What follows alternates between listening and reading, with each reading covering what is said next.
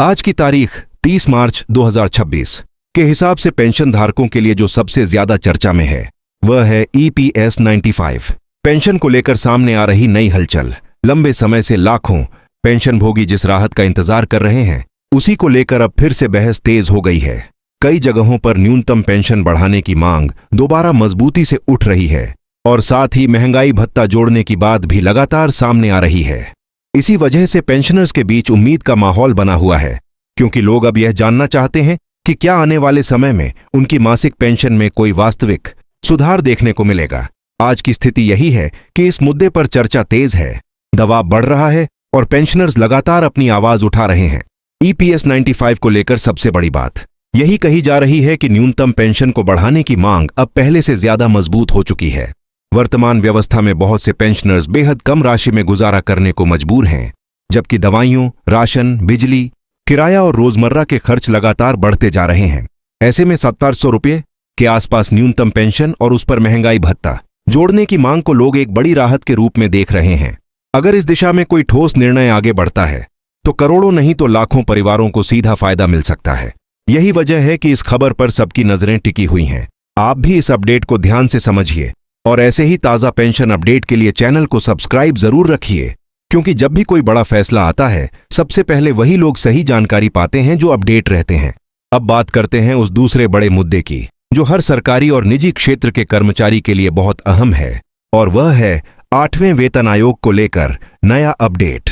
आज के समय में सैलरी और पेंशन दोनों पर महंगाई का असर साफ दिखाई दे रहा है। इसलिए कर्मचारी वर्ग को यह उम्मीद है कि अगर 8वां वेतन आयोग आता है तो वेतन ढांचे में बड़ा सुधार देखने को मिलेगा। इस तरह के आयोग का असर सिर्फ मौजूदा कर्मचारियों तक सीमित नहीं रहता, बल्कि रिटायर्ड कर्मचारियों की पेंशन पर भी इसका सीधा प्रभाव पड़ता है। कई बार जब वेतन संरचना में बदलाव होता है तो उसके साथ पेंशन की गणना भी बदली जाती है, और इसी कारण पेंशनर्स इस खबर पर बहुत ध्यान दे रहे हैं। अभी जो चर्चा है उसमें रिपोर्ट, सिफारिश और आगे की प्रक्रिया को लेकर इंतजार किया जा रहा है। यानी तस्वीर पूरी तरह साफ नहीं हुई है, लेकिन उम्मीदें जरूर मजबूत हैं। अगर 8वां वेतन आयोग आगे बढ़ता है तो इसका सबसे बड़ा असर फिटमेंट फैक्टर, बेसिक पे, भत्तों और रिटायरमेंट बेनिफिट्स पर पड़ सकता है। कर्मचारी चाहते हैं कि महंगाई के हिसाब से उनकी आय में सुधार हो, ताकि घर चलाना आसान हो सके, बच्चों की पढ़ाई, मेडिकल खर्च और बाकी जिम्मेदारियां थोड़ी राहत के साथ पूरी की जा सकें। इसी तरह पेंशनर्स भी यही चाहते हैं कि रिटायरमेंट के बाद उनकी आय इतनी हो कि उन्हें किसी पर निर्भर न रहना पड़े। इसलिए यह मुद्दा केवल सैलरी बढ़ोतरी का नहीं, बल्कि सम्मानजनक जीवन से भी जुड़ा हुआ है। इस विषय पर आगे जो भी आधिकारिक जानकारी आए वह बहुत महत्वपूर्ण होगी। इसलिए वीडियो को लाइक करना मत भूलिए, क्योंकि आपकी एक लाइक से यह जानकारी और लोगों तक पहुंचती है और फिर वे भी समय पर अपडेट हो पाते हैं। ऐसे ही महत्वपूर्ण अपडेट्स के लिए चैनल को सब्सक्राइब करना बिल्कुल न छोड़ें। अब आते हैं तीसरी बड़ी खबर पर, जो EPFO 3.0 के तहत PF निकासी नियमों से जुड़ी हुई है। यह अपडेट उन सभी कर्मचारियों के लिए खास है जो भविष्य निधि खाते में जमा राशि को आसान और तेज तरीके से इस्तेमाल करने की सुविधा चाहते हैं। चर्चा यही है कि आने वाले समय में PF निकासी प्रक्रिया को ज्यादा डिजिटल, ज्यादा सरल और ज्यादा तेज बनाया जा सकता है। इसमें ATM या UPI जैसे माध्यमों से निकासी को लेकर भी बातें सामने आ रही हैं। अगर ऐसा होता है तो कर्मचारियों को बार बार कागजी प्रक्रिया से नहीं गुजरना पड़ेगा और जरूरत पड़ने पर पैसा निकालना पहले से कहीं आसान हो जाएगा। आज की जरूरत भी यही है कि सिस्टम ऐसा हो जो तेज हो, सुरक्षित हो और उपयोगकर्ता के लिए सुविधाजनक हो। EPFO 3.0 को लेकर जो सबसे बड़ी उम्मीद दिखाई दे रही है वह यह है कि निकासी नियमों को आसान करके अलग अलग परिस्थितियों के लिए स्पष्ट ढांचा बनाया जाए। बीमारी, पढ़ाई, विवाह, घर खरीदने, कर्ज चुकाने या नौकरी छूटने जैसी स्थितियों में किस तरह पैसा निकाला जा सके, इस पर एक साफ और डिजिटल सिस्टम की जरूरत लंबे समय से महसूस की जा रही है।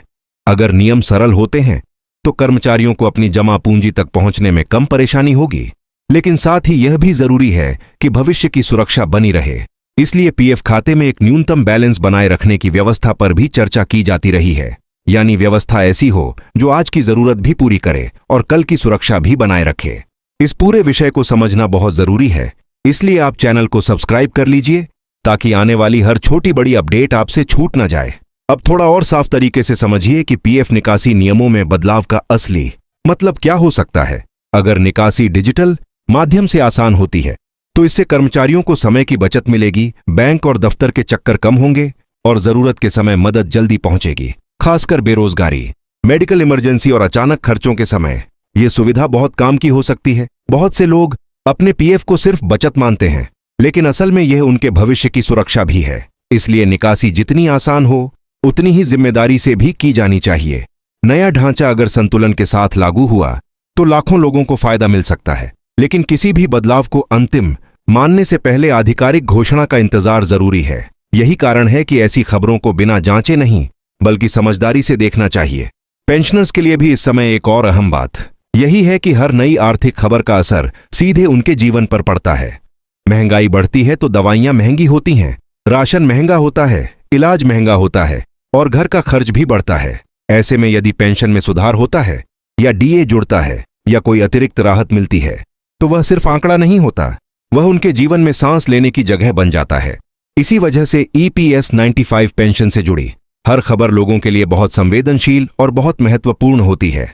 आज जो चर्चा चल रही है उसमें उम्मीद, इंतजार और अधिकार तीनों एक साथ दिखाई दे रहे हैं। और जब भी कोई बड़ा फैसला आता है उसका सबसे पहले फायदा उन्हीं लोगों को मिलता है जो समय पर जानकारी रखते हैं। इसलिए इस वीडियो को लाइक करना मत भूलिए, क्योंकि आपकी एक लाइक से यह संदेश और भी लोगों तक पहुंचेगा। और हाँ, चैनल को सब्सक्राइब जरूर रखिए, क्योंकि आगे भी ऐसे ही भरोसेमंद और काम की खबरें आप तक आती रहेंगी।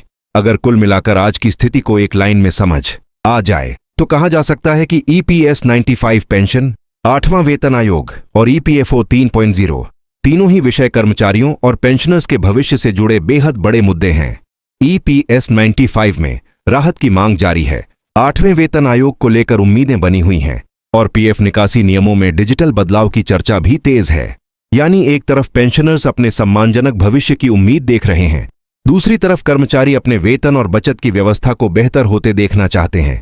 यही वह समय है जब सही जानकारी, सही समझ और सही अपडेट सबसे ज्यादा जरूरी हो जाती है। अगर आपको ऐसी ही सटीक और महत्वपूर्ण खबरें चाहिए तो चैनल को सब्सक्राइब बनाए रखिए, वीडियो को लाइक कर दीजिए और इस जानकारी को अपने दोस्तों, परिवार और पेंशनर्स ग्रुप में जरूर शेयर कर दीजिए। आज के लिए बस इतना ही, लेकिन अपडेट्स का सिलसिला यहीं खत्म नहीं होता, क्योंकि आने वाले दिनों में इन तीनों विषयों पर और भी बड़ी हलचल देखने को मिल सकती है। जैसे ही कोई आधिकारिक, स्पष्ट और ठोस सूचना सामने आती है उसका असर लाखों लोगों के जीवन पर पड़ेगा। इसलिए जुड़े रहिए, जागरूक रहिए और अपडेट रहिए। धन्यवाद।